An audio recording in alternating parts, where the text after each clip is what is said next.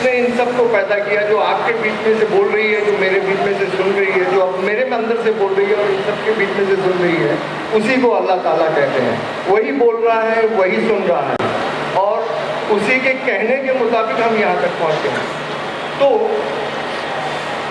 جو پتھر کی مورتی کی پوجا کر رہے ہیں, وہ پتھر کے اندر نور کو دیکھتے ہیں اور اس نور کی پوجا کرتے ہیں, جسے کہا اس نور کو جس نے جہاں دیکھا. جب ایک ہندو کسی کو نمستے کرتا ہے تو وہ انسان کو نہیں کر رہا, وہ اس کے اندر بیٹھے ہوئے پرماتما کو دیکھ کے کہتا ہے کہ نمستے. بھائی صاحب اوتار سنگھ, آپ نے بہت اہم سوال کیا اور ایک بہترین سوال کیا, اور اس سوال کے ذریعے کچھ لوگوں کے دماغ میں جو غلط فہمی وہ بھی انشاءاللہ دور ہو جائیں گی, اور آپ کے ساتھ جو غلط فہمی وہ بھی انشاءاللہ دور ہو جائیں گی. آپ نے بالکل صحیح فرمایا کہ ہندو دھرم نے ہندو یہ سمجھتے ہیں کہ جب پتھر کو پوچھتے ہیں تو انرجی, آپ نے سائنس کے بارے میں کہا انرجی ہے, آپ کے اس میں انرجی, میرے اس میں انرجی کے بارے میں بالکل مجھے کوئی اختلاف نہیں ہے, انرجی ہے. لیکن یہ کہنا کہ یہ انرجی اللہ ہے, یہ انرجی خدا ہے, نہ قرآن میں لکھا ہے نہ وید میں لکھا ہے. پوائنٹ نمبر 1, یہ آپ کی غلط فہمی ہے کہ یہ انرجی خدا ہے.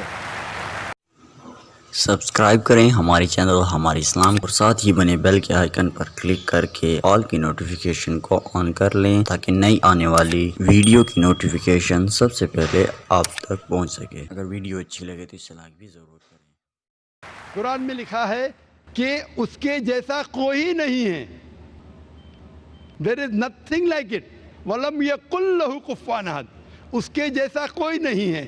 یہی چیز بائبل میں لکھا ہے, there is nothing like unto it in the heavens above, in the earth beneath, in the water beneath the earth. بھگوان کے جیسا ممکن ہی نہیں کوئی بھی چیز, آسمان میں ہو, دھرتی پہ ہو, زمین پہ ہو, نہ کنکر, نہ پتھر, نہ مورتی. وہی لکھا ہے وید میں, نہ تسیہ پرتیما استی, اس بھگوان کا کوئی عکس نہیں, کوئی پینٹنگ نہیں, کوئی فوٹوگراف نہیں, کوئی مورتی نہیں. تو یہ لکھا ہے دھارمک کتابوں میں. لیکن دھرم کے ماننے والے اپنی آسانی کے لیے تبدیل کر رہے ہیں. مثال کے طور پہ آپ سپوز بزنس مین ہیں, آپ ایک کمپنی کے مالک ہیں, آپ ایک اپنا پرانا اصول, کس طریقے سے کمپنی چلنا چاہیے, اصول سے چلتے آ رہی ہے. آپ کے کوئی نئی مینیجر آتے اصول کو بدل دیتے, آپ کے اصول کے خلاف کام کرتے, بولتے کیا یہ اور بہتر ہوگا, اس سے منافع زیادہ ہوگا. آپ کے اصول ہے کچھ, آپ کے اصول ہوں گے کہ میں ایمانداری سے کام کروں. آپ کے مینیجر کے اصول ہوں گے ایمانداری کو چھوڑو, پیسے زیادہ کمانے کا.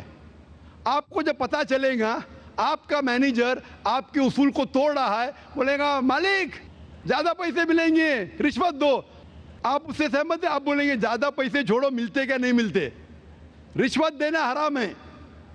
تو اس طریقے سے اللہ تعالیٰ نے بنیادی باتیں کہہ چکی ہے کس طریقے سے اس ایشور کی عبادت کرنا. ابھی انسان اپنی غلط فہمیوں میں اللہ تعالیٰ خدا ایشور کی بات چھوڑ کے خود کے طریقے سے عبادت کرنے لگتے ہیں.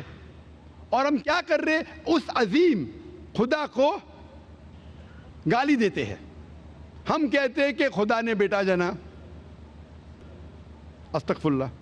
ہم خدا کو اس مورتی میں لے آتے, جب لکھا ہوا ہے سویتا ستر اپنشد میں, یجوروید میں, نہ تسیہ پرتیما استی, اس ایشور کی پرتیما نہیں ہے.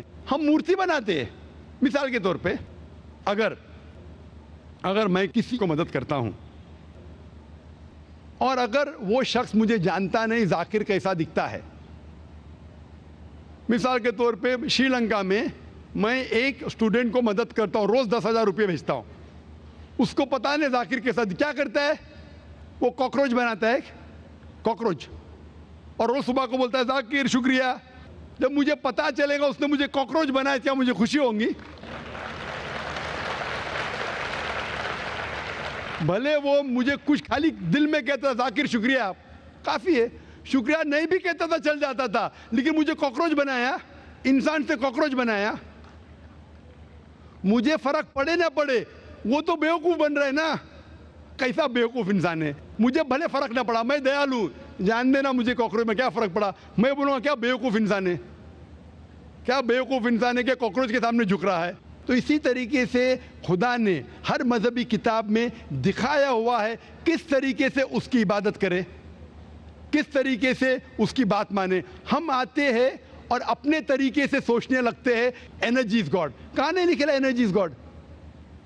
آپ نے بالکل آپ کے سوال کا جواب خود آپ نے دیا. آپ نے ایک مثال دی کہ ہندو لوگ کہتے ہیں نمستے. نمستے کا لفظ کدھر سے آتا ہے؟ آپ کو شاید پتا ہوگا. نمستے آتا ہے ادم نممے سے. ادم نممے مطلب میں آپ کے سامنے جھکتا ہوں، میں آپ کی عبادت کرتا ہوں. برابر؟ ادم نممے.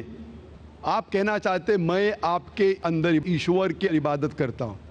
مثال کے طور پہ وہ آدمی چور ہے، وہ غلط کام کر رہا ہے، بلاತ್ಕಾರ کر رہا ہے، آپ اس کو ایشور بولیں گے؟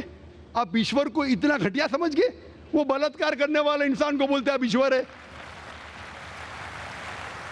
اس سے بھائی چارگی بڑھیں گی نہیں گھٹیں گی. وہ بلاತ್ಕಾರ کرنے والے کو، وہ چور کو، وہ ڈاکو کو میں ایشور مان رہا ہوں، اس کے سامنے جھک رہا ہوں.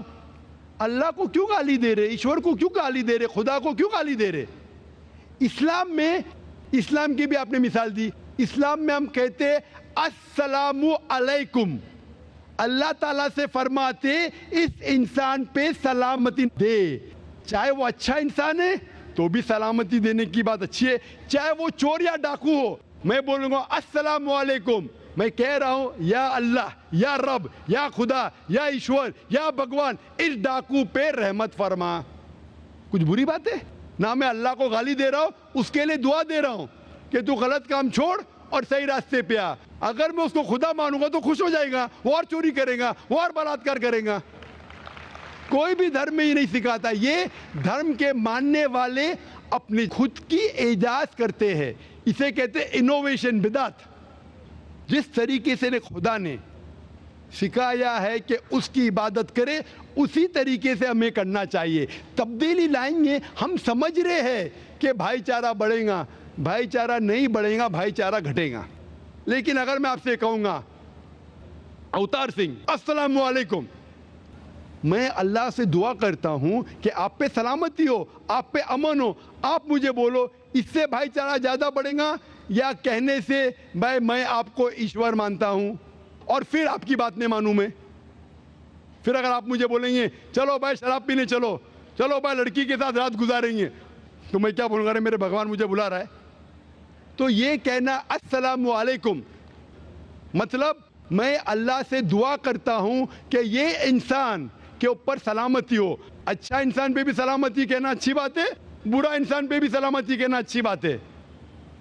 تو اس طریقے سے اسلام میں جو گریٹنگ ہے اس سے کسی کو نقصان نہیں ہوتا ہے، نہ it is hypocrisy, it is the best way of بھائی چارہ. اور قرآن میں کہا گیا ہے سورہ نساء میں، سورہ نمبر 4 آیت نمبر 86 میں 86، وَإِذَا هُوِيتُمْ مطلب اگر کوئی آپ کو سلام دیتا ہے تو آپ اس سے اچھا سلام دو، کم از کم اس جیسا، کیونکہ اللہ تعالیٰ حساب رکھتا ہے.